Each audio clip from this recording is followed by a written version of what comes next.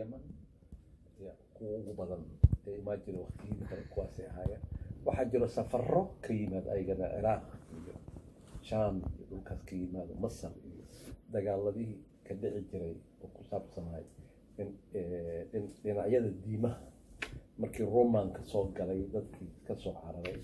oo muslim oo carabta ahaay ama dhulkaas deganaay markii diinta islaamka iyo umawiya iyo cabaasiya ay kala baxday dhibaatadii ka dhacday abaaro ka dhacay taas dadka kusoo galeen way ku yimideen qolada mar bay imaanaysa waxaa la isku weheshan jiray marka sidii isku meel looga yimaado tusaale markaan kasoo qabto waxaa ninka soomaaliga markuu hadda soomaali ka yimaado yurub uu soo galo masalan waddankii sweden oo kaloo yimiday kow wuxuu leeyahay waxaan ka imiday xamar waxaan ka imiday jubbaland waxaan ka imiday hargeysa dadkaas wax meelaha ka joogo waa la soo dhaweynaa soomaalinimada kadib waxaa loo geynaa dadkiisa waqtigaasna sidaasoo kale u ah nin sheekh ah oo la yidhaaho alqudubi oo culimmadan islaaxa oo odaya madaxda kamida maalin isagoo meel ka khudbeynayo aan la kulmay wuxuu yidhi hijrooyin fara badan oo dhibaatooyin kala duwan leh dad leh baa yimideen waxaa kamida minaaradan ku taallo cabdilcasiis oo kaleeto oo minaaradda cabdilcasiis la yidhaha cabdilcasiis waa sheekha ku duugan meesha jaranjarada laga koraayo laakiin minaaradda kor waxaa ku duugan sheekh cabdiljabaar nin caalim oo ahay waqtigii taabiciyiinta kabacdi ahay dhulkan soo degay maadaama ay dhibaatadii ay badatay islaamkii meel ammaana oo islaam jiro dadka usoo wada yaaceen waxay noqotay geeska africa marka dadkii markii dhulkoodii ammaan naqdana waxay guuri karo oo noqon karo oo iska naqanayeen sida hadda annaga aan ku samaynayno kalantood yurub aan degannahay maadaama yurub aan degannahay markii ninkii hargeysa hadda ammaan waaye somaliland dadkooda waa guuraan ilmahooda way ceshanayaan xaggay geysanayaan marka sidaasoo kaleeto hadda muqdisho oo kale dada u guuraayo jubbaland dada u guuraayo puntland dada u guuraayo marka meel kastoo nabad naqato dadkeeda way u noqonayaan qaarna way ku harayaan meesha marka dadkii saasay kala ahaayeen waxaa jiroo kale markaas safarro la yiraahdo maxaa la yidhaahaa badmareennada oo ka imaanayo portugal spania cumaan dhulka marayaan waxay ka imaanayaan morocco kale magharib oo dhulka socdaan waxaa kamid a nin la jiray sheekh saciid almaghribi wuxuu qoray book la yidhaaho east african history geographia ninkaas waxay 1200 ilaa 1300 waqtigiisi waa ibnu batuuta ka hor waa ninkii maray xeebta marka yimiday ka qoray in markii dhulka ajuuraanka laga adkaaday dadka hawiyaha ay maamulkii ugu horreeyey ay ka dhisteen magaalada marko marka hawiye waa magaca guud ee la qaatay laakiin magaca waxaa iska lahayd qabaa'ilka aada u weyn oo dhulkan degan magacaas wuxuuna ka soo yimiday asaga wax la yidhaaho samaali maxamed samaali maxamed waa sagaalka samaali oo ka yimid magaca awoogiis marka magaca wuxuu magaciisa asalka uu yahay sheekh axmed alxaawi marka ajuuraanka waxay ahaayeen maamul weyn oo xoog leh oo waqtiyadii cabaasiyiinta jiri jiray waxay kamid ahaa jireen nooc cabaasiyiinta kamid ah macnaa cabaasi markii lagu dhahayo waxaa waaye nebiga adeerkiis faraciisii waaye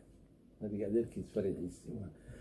anigana dadkii la socday oo isku gruubka ahaayeen isku helka ahaayeen baan kamid ahayn marka cabaasigii maamulka cabaasiyiintii waxaa ku dhacday in uu furfurmo la yidhaaho waxaa joogo faadumiyiin macnaheeda waxaa waaye ilmihii xasan xuseen iyo ehelkoodiyaa joogo nabiga adeerkiis ilmihiisii waa laga leeyahay problemkaas markuu dhacay cabaasiyiinta saas u kala furfurantay sidii dadkii dhulkan usoo qaxay baan kamid naqanay masar ka bilaabatay sheekadaas iyo tunisia markaas original maadaama aad tahay qof professor oo ku takhasusay cilmiga siyaasadda ama taariikhda soomaaliya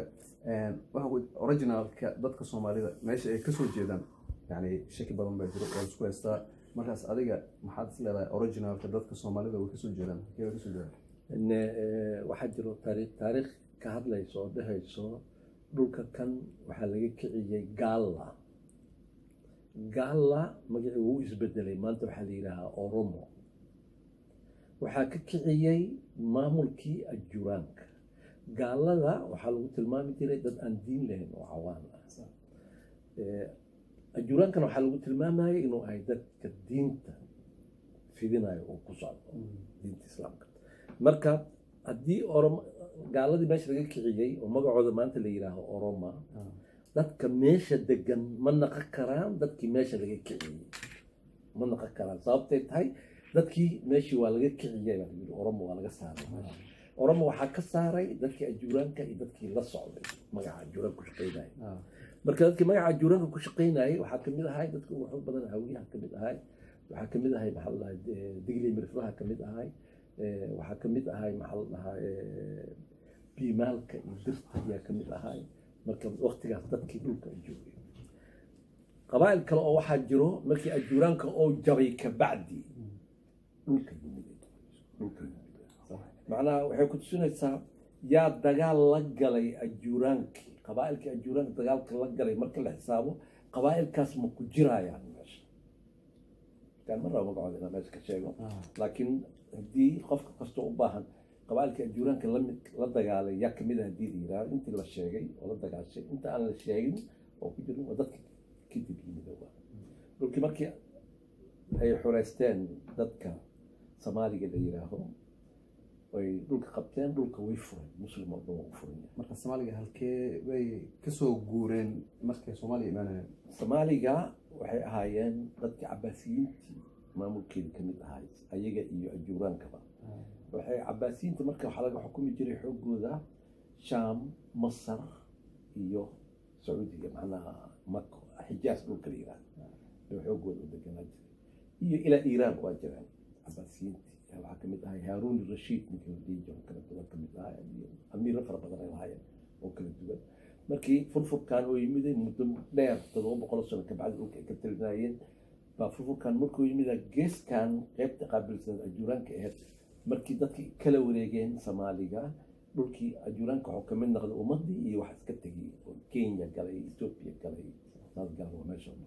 marka taariikhdan oo dadkii dhulkan deganay dadkan soomaaliga meesha ka yimideen dadkan soomaaliga waxay ka yimideen dhulka cabaasiyiinta ka tali jireen ka yimideen marka ashraaf sarmaan oo kale iyo sheekh maxamed raxan weyn oo dadka digil mirfla ay kasoo jeedaan iyo waxaa kamid ah ajuuraanka nafti ahaantiisa iyo dadkeenan soomaaliga ah waxaan ahayn oo ka yimid dhulkaas oo waqtigaas soo galay meesha marka buugta qaarkood waxay sheegaan in dad Portugal ka yimiday oo gaala dhulka inay soo yimideen dadkan inay u yimideen jihaad inay ka bixiyaan dadka islaamka dadka dhibaatada ugu hayo meesha marka waqtigaas markii la qiyaasay waxaa la yidhaha 1,050 sano 1,100 sano meelahaasaa lagu tilmaamay marka Gandhi nin la taariikhda Soomaalida ka hadla qabaa'ilka Soomaalida ka hadla jiray laakiin ajuuraanka ma ka hadlin taariikhdiisa dadkay sababtay tahay waxaa laga yaabaa taariikhdooda ayaga inay ka dambeysay taariikhda ajuuraanka sagmo ka hadla ma la aqoon kama soo qaadan idaacado ka hadlay wax kastoo sheegay sheekh qabiil kastoo ka hadlay intuu ka marka ajuuraanka waa raadka ugu horeeyo ay dadka Soomaalida ay leeyihiin ama dadka geeska Afrika degan ay leeyihiin oo taariikhdooda lagu raadi karo marka maalin hore Al-Jazeera waxay soo saartay barnaamij taariikh ah oo ka hadlayo ajuuraanka nin la yidhaaho Cabdulcaziz Sheekh Cabdulcaziz Muqdisho diinta islaamka geeyay wadankan la yidhaahdo jasiirooyinkan oo Hindiya ku yaal Sri Lanka iyo agtooda waxaa la yidhahdo Philadelphia ninkii diinta geeyey inuu yahay taariikhdii waa ku jirtaa Facebook iyo ku jirtaa waa idin soo diri doona waa arki doonta taariikhdaas marka ajuuraanka waxay ahayn dad oo diinta filiskeeda ku shaqeeya ay murtaqo waa waqtiga cabaasiga la leeyahay marka dhulkan xeebaha markii la yidhaaho waxaa jiro dad ka yimiday Farisiya waa Iiraan dadkaas waxay mas-uul ka ahaa jireen Shangani maxaafadda Shangani la yidhaahdo hamarweynena ajuuraanka mas-uul ka ahaa jiray marka dadkii meesha ka tali jiray waxaa la dhihi jiray bahlawaaniintii way isbedeleen dadka Soomaalida ka mid yihiin maanta nooc ka mid yihiin laakiin markii ay aftirsada ama qabiil ahaan u weydiisay xukun anaga bahlawaan baan nahay dad Iiraan ka soo haray baan waa in muddo laga joogo intee وتقريبا وما كان كهات لينو كمان وحواي وكني بقول سنة عمل كني بقول سنة عمل dadkii marka waxay noqonayaan way sii noqonayaan marka hadda qabiil waxaa jira cumuudi diin la yidhaha cumuudi qabiil weyn oo xoog leh oo habaha banaadir dego ahay maantii wax yara ka jiro waxaa ka dhashay ninkan la yidhaha amiin caamir waxaa ka dhashay qabiilka cumuudi diin cumuudi oo yemaniyaa jiro cumuudi oo soomaaliya jiro cumuudi oo sacuudiyaan ah jiro cumuudi oo masr ah jiro cumuudi oo ciraaq ah jiro cumuudi oo jasiiradda carabta meel kasta shaam suuri meel kasta degan macnaa qabiil jiro ahay qayb ka mida baa inta joogto hadda masalan markii aan dib ugu noqono oon dhahno qabiilka hawiyaha haddaan dhahno asoo waxaa jiro kenya degan asoo degan etoobiya degan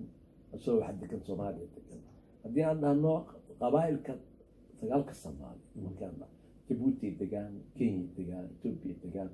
marka hal qayb ma loo xukumi karaayo marka qabaa'ilada marka dega xeebaha waxaa ka mid a qabiilka la yidhaha duruqbaha oo kale sheekh cali mayaa ka dhashay sheekhayna ahay waxay kasoo jeedaan abubakar sidiiq waxay ka yimideen laakiin cumaan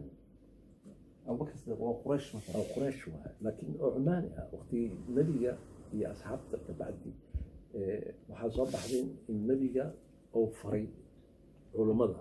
ama dadka asxaabta oo faray diinta in la faafiyo haddii meeshaan aad ku dhimatiin oo meesha diinta meesha la joogaya laakiin haddii aad meel kale ku dhimatiin diinta meesha ku dhimatiin way gaaraysaa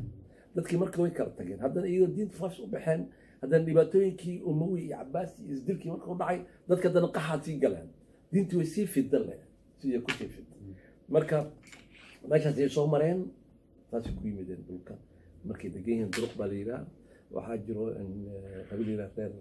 maxaa la reer faqay ayagoo yemanay ka yimideen ayagana trim dhul yidhaha dhul laga siiyey yeman hadda markay naqdeen maalintii ay naqanayeen 1900 iyo 90 dagaalka u dhacay 91 kun sano u go'day inay degnaayeen Soomaaliya oo la yiraahdo reer faqay weli dadaa ka degan oo weli aan bixin oo meesha ka tagay markii aan kusii noqoto waxaa jira reer sheekh cabdisamad baafadal jaanshi kaliya waxay noqonaysaa intaasoo qabiil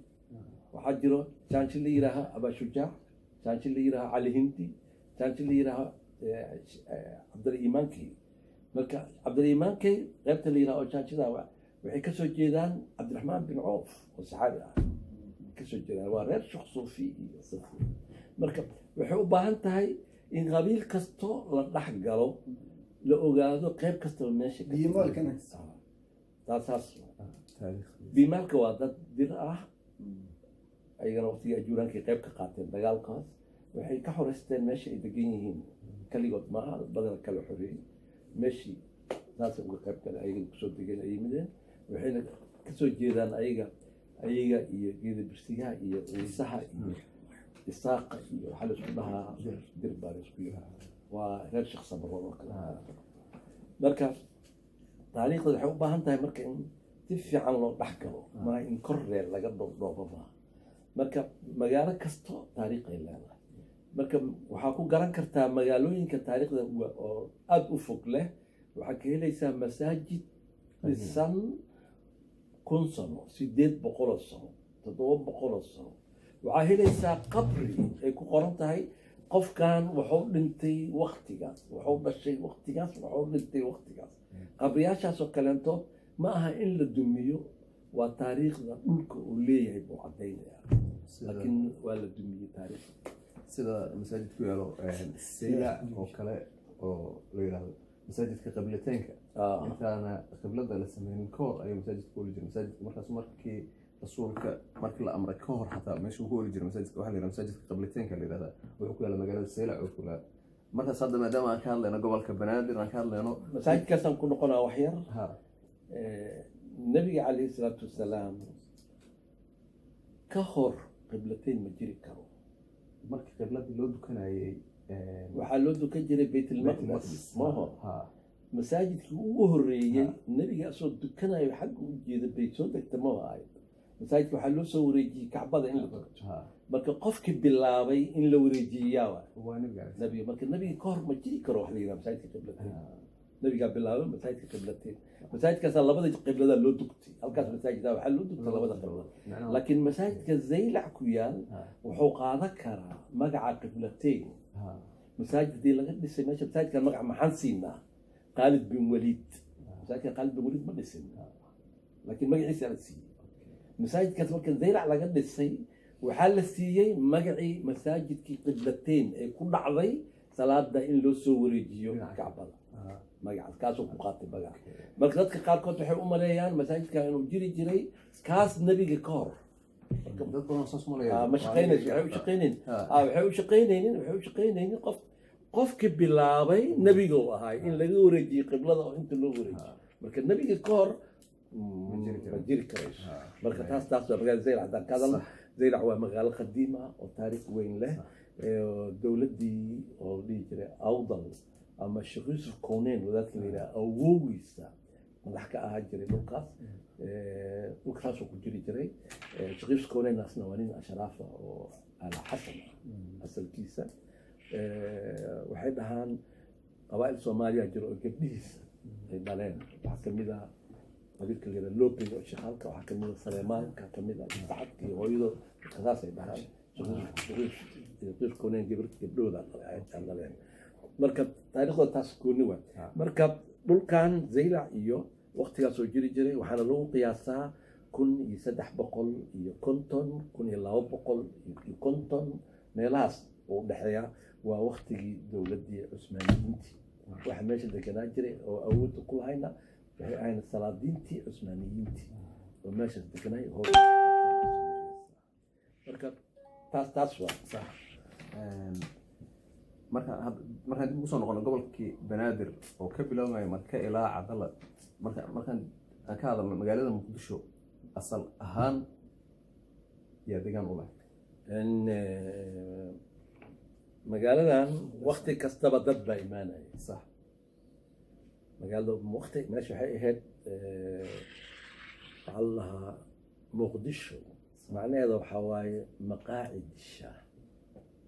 مقاعد الشاه مقدشو معناها هذا حواي مقاعد الشاه اما مقعد الشاه مقعد الشاه وهل ميل او شاه الوعب مقاعد الشاه نو حواي ميل فربضن ومقاعد فربضن او كل حواي كل فض وماشي كفره مركا وقتي دومنك لو صفري جري مراكبت انت على سمين كهر يعني مقاعد الشاه يعني مجلس عمل مجلس برنامجك waxaan ilaaway inaan nagala qayb galayaan dhageystayaal iyo daawadayaal oo iyagana su'aalahooda dhiiban karo markaas mar baan u jeedin doonaa qofka su'aashiisa waxaan rabnaa tan Muqdisho inuu noo sheego taasaan dhageysin Muqdisho wuxuu ka yimiday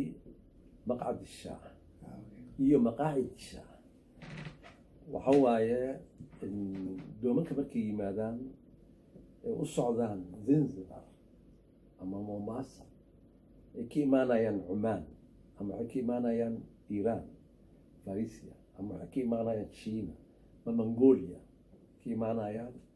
oo dhulkan u soo gudbayaan doontii markii waxaa loo daaraa maxaa la dhahaa Faynus ama kan maxaa la dhahaa gaaska lagu shubayo oo liifada leh markii meesha loo furo miisayaal cunto hilib la qalay iyo waxyaal doontood soo xeebtii kusoo xiranaysaa